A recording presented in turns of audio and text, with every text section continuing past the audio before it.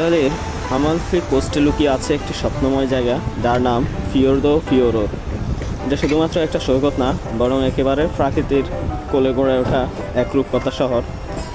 উঁচু খাড়া পাহাড়ের মাঝখানে এক অদ্ভুত নীল জলরাশি বয়ে চলে গেছে সাগরের দিকে। সেই জলরাশির উপরে আছে একটা পুরনো পাথরের ব্রিজ, যার উপর দিয়ে গাড়ি চললেও নিচের সৌন্দর্য কেউ সহজে ভুলতে পারে না। এখানে পানি এতটাই স্বচ্ছ ও নীল যে মনে হবে যেন কেউ রং ঢেলে দিয়েছে। চারপাশে শুধু প্রকৃতি আর নীরবতা। আর এই শান্ত পরিবেশের মাঝখানে ছোট্ট একটা সৈকত, যেখানে স্থানীয়রা আর কিছু পর্যটকরা আসে।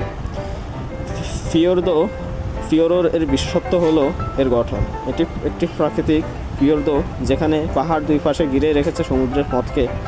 এই জায়গাটি ইউনেস্কো ও ইতালিয়ান সরকার উভয়ের বিশেষভাবে সংরক্ষিত এলাকা।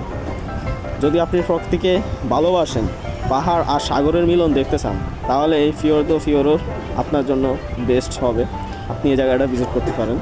শুধু চোখ নয়, মনও শান্ত হয়ে যাবে এই সৌন্দর্যে। আরও আপনি যদি এখানে আসেন, ক্যামেরা আনতে ভুলবেন না, কারণ প্রতিটা ফ্রেম এক একটা পোস্টকার্ড।